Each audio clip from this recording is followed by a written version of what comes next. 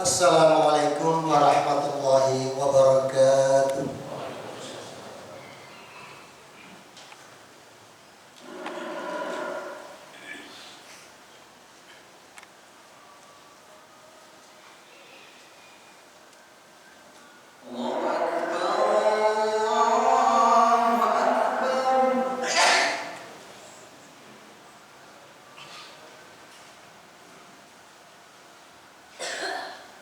Allah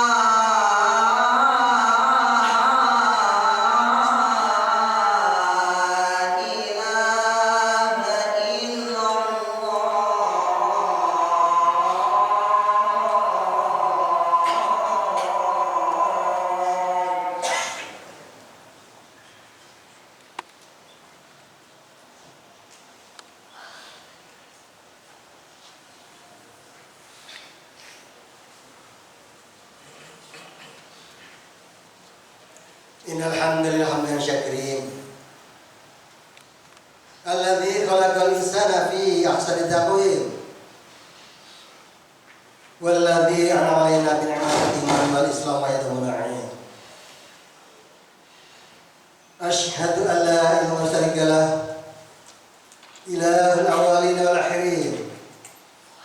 Wa asyhadu anna Muhammadan abduhu wa rasuluhu khatamul anbiya'i wal mursalin. Allahumma shalli wa sallim wa barik ala nabiyina Muhammad sayyidil mursalin wa ala alihi wa ashabihi wa man tabi'ahum bi ihsan ila yaumil qiyamah. Amma ba'd, fa ya ayyuhal rahmatullah ittaqullah la'allakum turhamun. Wa'lamu qala ta'ala fi kitabil karim a'udzu billahi minasyaitonir rajim.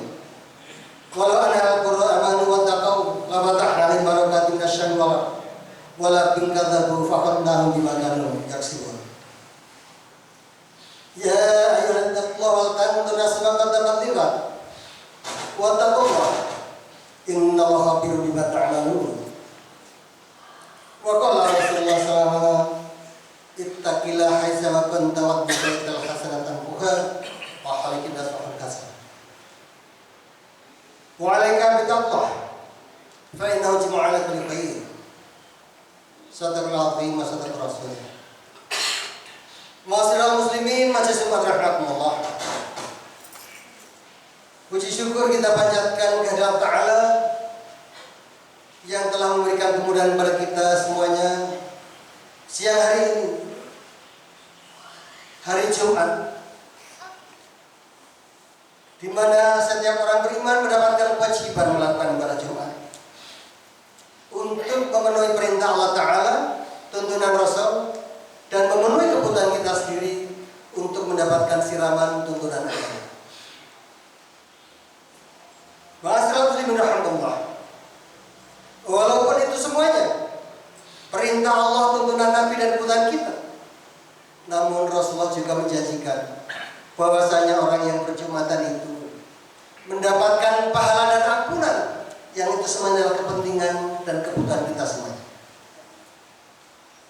Pada suatu hadis riwayat Tirmidzi, Rasulullah bersabda, "As-salatu khamsu wal jum'atu wal jum'ah al-mukafirat lima ba'd kabair."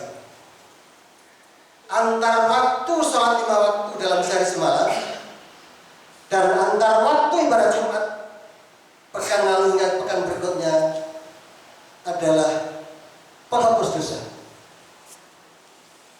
Dengan catatan matimah kabar tidak melakukan dosa-dosa.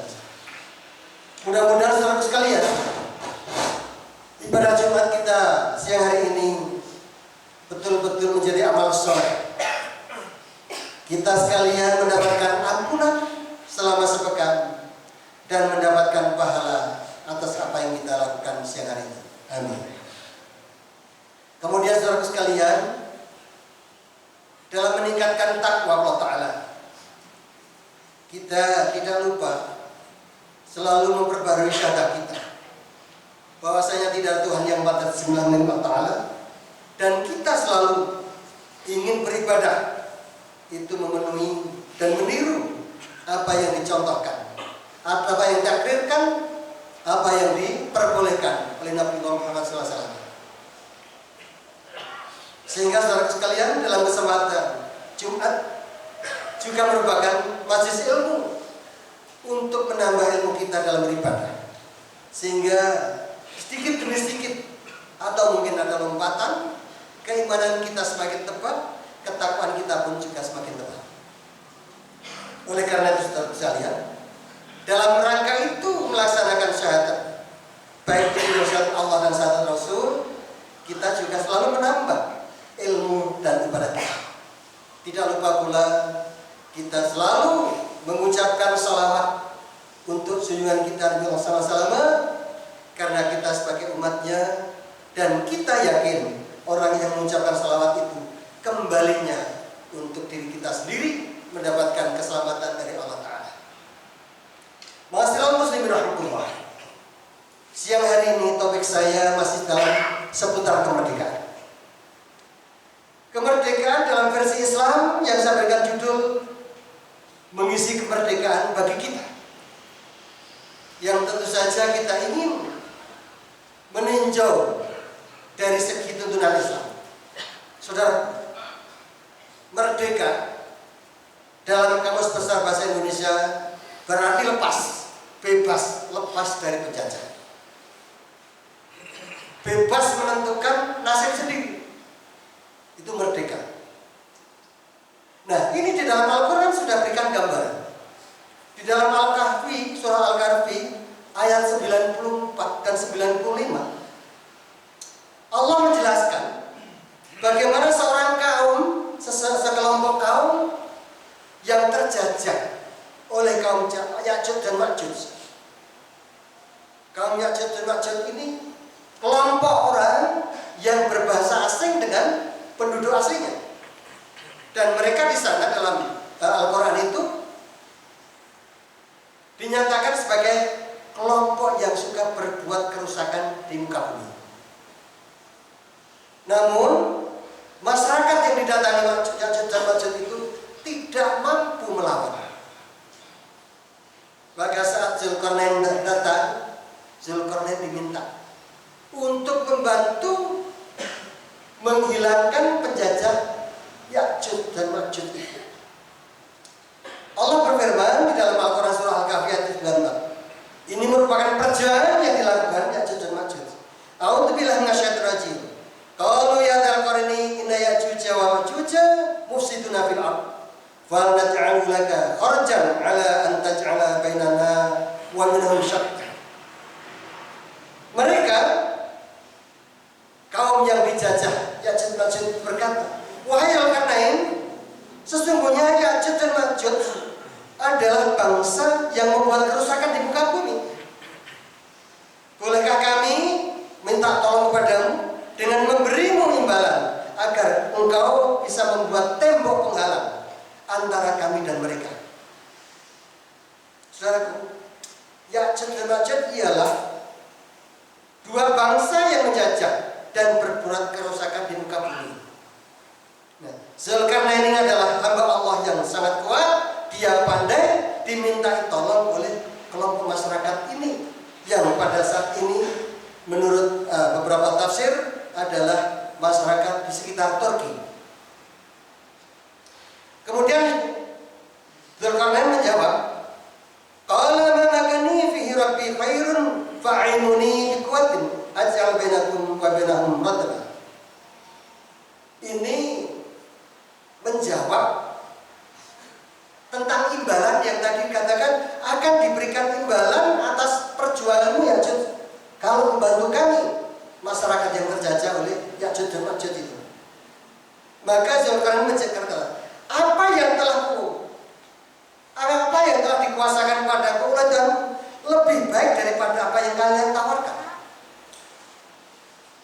Ini rupanya nilai-nilai kepahlawanan, nilai-nilai patriotisme, bahwasanya berjuang membantu orang lain tidak membutuhkan imbalan yang dijanjikan oleh orang itu.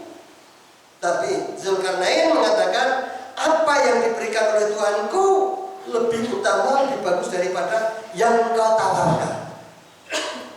Saudara, rupanya semangat ini yang membakar jiwa para pahlawan perjuangan, yang membakar jiwa perlawanan terhadap penjajah oleh pahlawan-pahlawan kemerdekaan. Apa yang dijanjikan oleh masyarakat kalau pahlawan itu berperang, itu belum seberapa kalau dibandingkan apa yang dijanjikan Allah Ta'ala bahwa dia akan mendapatkan syahid di sisi Allah. Itulah keutamaan yang lebih bagus daripada apa yang dijanjikan manusia berupa upah. Maka kemudian Zulkarnain mengatakan, bantulah aku dengan kekuatan agar aku dapat membuat tembok penghalang antara kamu dan mereka. Jadi antara sebagian masyarakat Turki itu dengan Ya'juj dan Ma'juj.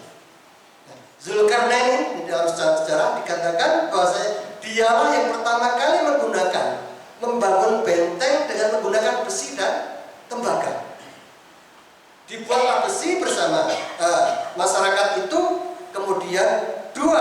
di sisi gunung itu diberikan pagar agar kelompok Ya'juj dan Ma'juj tidak bisa keluar dari bagian bukit itu. Jadi ternyata zaman itu sudah dikenal besi dan sudah dikenal dalam rangka peleburan besi dan tembaga.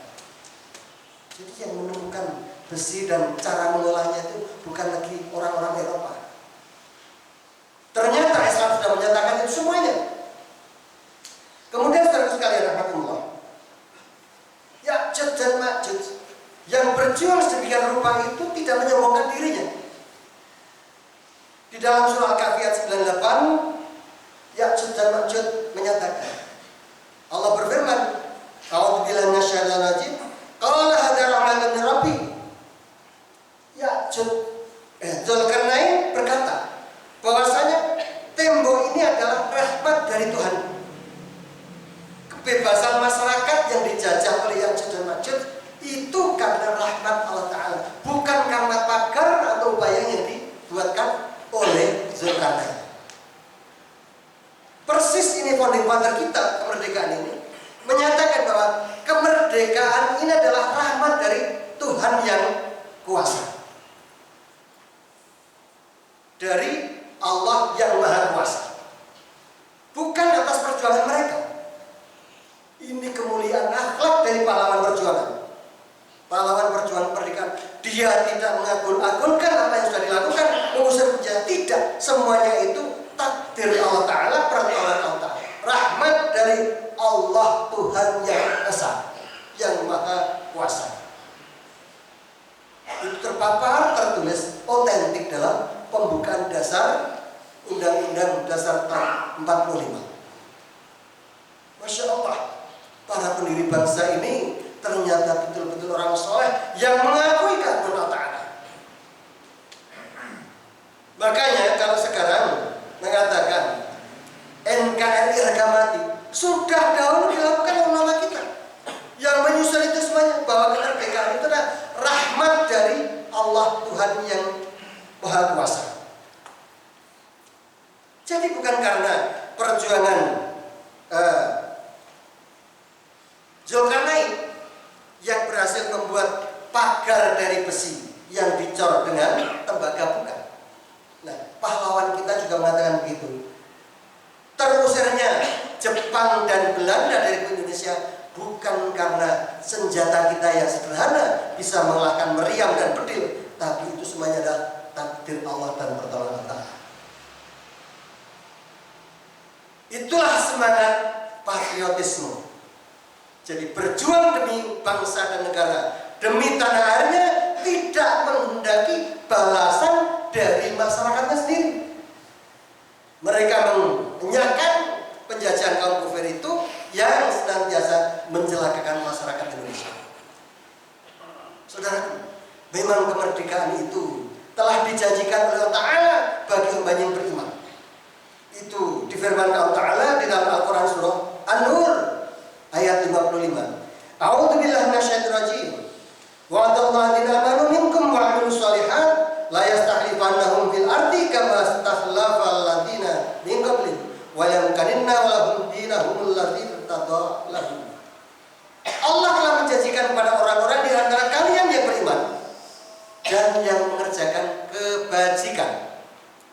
Jadi dan dijanjikan kepada orang yang beriman dan yang mengerjakan kebajikan, yang dijanjikan kemerdekaan itu, bahwa Dia Allah sungguh akan menjadikan mereka berkuasa di muka bumi. Alhamdulillah, masyarakat Indonesia sekarang menguasai bumi kita sendiri, mengelola tanah air Indonesia. Sebagaimana Dia telah menjadikan orang-orang sebelum mereka berkuasa, kekuasaan Allah. Setelah Nabi SAW, maka hamba Allah yang beriman yang menguasai bumi, dan sungguh Dia akan menegakkan bagi mereka dengan agama yang telah Dia ridhoi. Jadi saudara sekalian, untuk menuju ke berikutnya, maka agama Islam tetap harus menjadi modal kita untuk membawa kemakmuran, untuk membawa agar penjajah tidak kembali lagi kepada negeri kita. Sebagaimana dalam khotimah tadi saya sampaikan, firman Allah Ta'ala dalam surah Al-A'raf ayat 96. Negara kita ini bisa menjadi negara makmur, subur makmur,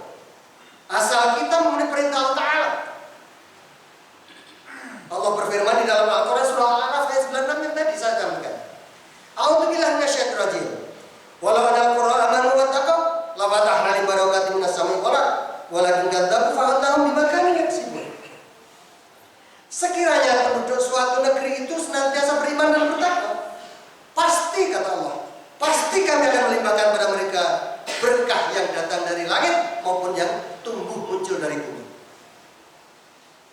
Kemudian apabila mereka ternyata mendustakan ayat kami kata Allah, maka kami siksa mereka dengan apa yang telah mereka kerjakan. Ada banyak kepentingan, banyak pemahaman di sini saudara.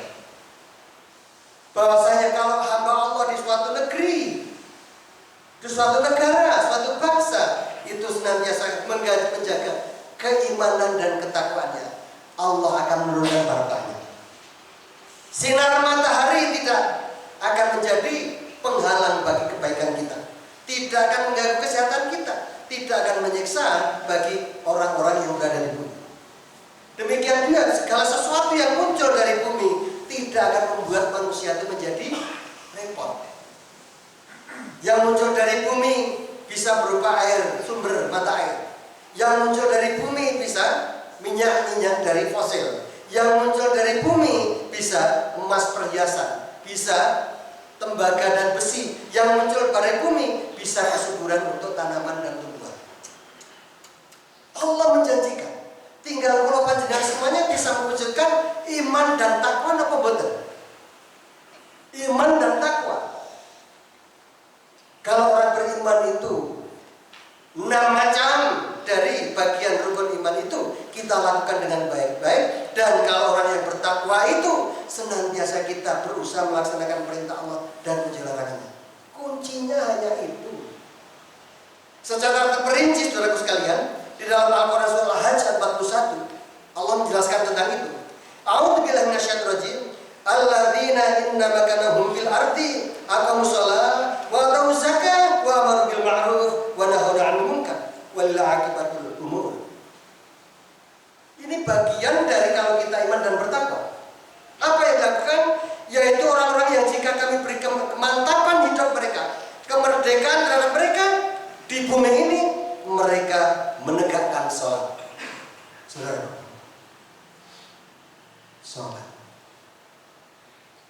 sholat wajib sehari semalam 5 waktu. Rasulullah menyampaikan, yang pertama kali akan dihisab kita semuanya adalah sholatnya.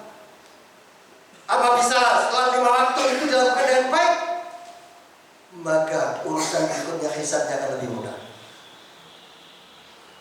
Akan tetapi kalau sholat 5 waktunya itu godang-godang kata Allah dalam hadis qudsi, menyuruh malaikat untuk mencari adakah pahala dari sholat sunat. Sehingga saudara, dari tentang sholat yang pertama ini sebagai tanda orang bertakwa, sholat kula panjenengan yok nopo 5 waktu komplit lengkap dengan jamaah, syukur ditambahin dengan sholat nafilah, sholat sunat. Seutama-utama sholat sunat, setelah sholat wajib, sholat qiyamul lail. Saudaraku, Rasul juga berfirman, kita ini disuruh lebih banyak sholat. Karena apa? Sholat kita ini bisa diterima kadang-kadang hanya 1/10, 1/9, 1/8 dan seterusnya. Bahkan Rasul mengatakan, ada umatku yang 60 tahun melakukan sholat tapi tidak menerima pahalanya. Siapa dia?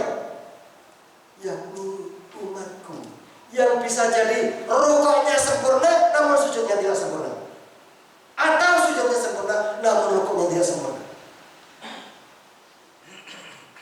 Kita pakai cara ini untuk bertanya pada diri sendiri. Kados pundi yok nopo salat kula panjenengan? Salati apa kaya ayam mencotok makanan, burung mencotok makanan, atau kita sudah khusyuk tawaduk tumakninah? Masya Allah.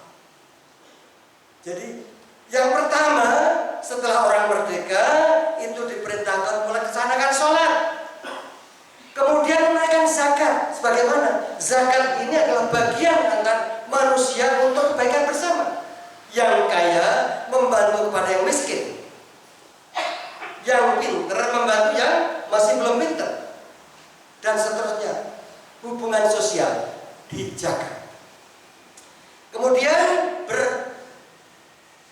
bermuamalah untuk mengajak kepada kebaikan. Tabligh, yakni menyuruh berbuat yang ma'ruf dan mencegah dari yang munkar. Kalau kita ingin mewujudkan kemerdekaan terjaga dengan baik, maka ada 3 macam yang perlu kita lakukan. Yang ini minimal adalah sholat dengan baik, kemudian tunaikan zakat kita, menyuruh berbuat baik, mengajak kepada ma'ruf dan mencegah kemungkaran. Itu fungsi khalifah di muka bumi.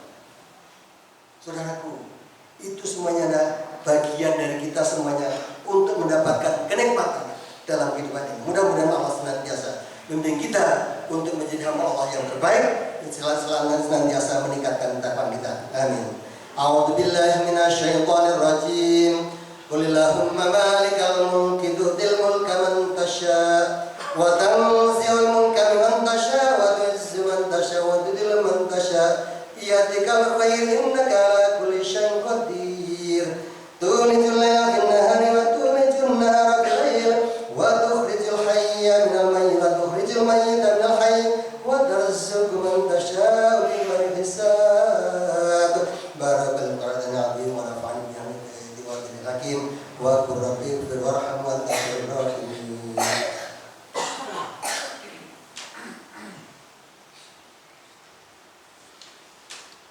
Innal hamdalillah alladzi nasta'inu wa nastaghfiruh wa na'udzu billahi min shururi anfusina wa min sayyiati a'malina may yahdihillahu fala mudilla lahu wa man yudlil fala hadiya lahu. Asyhadu an la syarika lahu wa la haula wa la quwwata illa billah wa asyhadu anna Muhammadan abduhu wa rasuluh la nabiyya rasulullah ba'dah. Allahumma shalli wa sallim wa barik ala abdika wa rasulika. Ya Allah, rahimakumullah, usikum wa nafsi bi taqwa wa ibadah.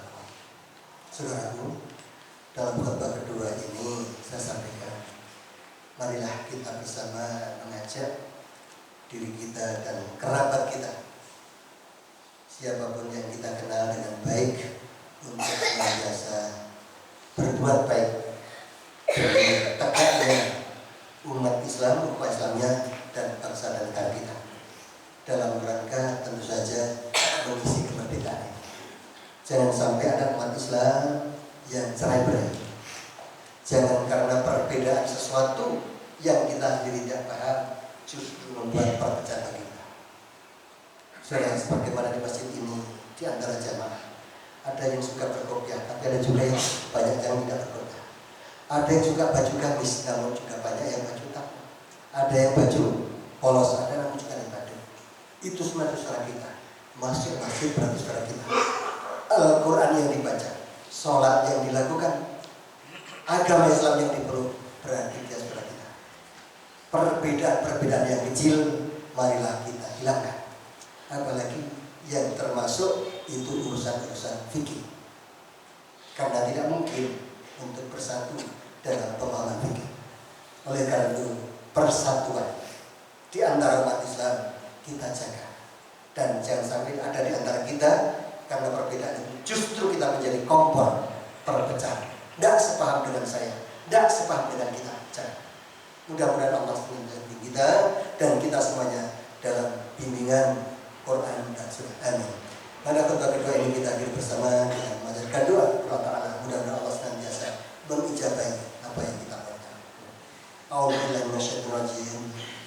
Inna malaikatahu yusholluna 'alan nabi ya ayyuhallazina amanu shallu 'alaihi wa sallimu taslima.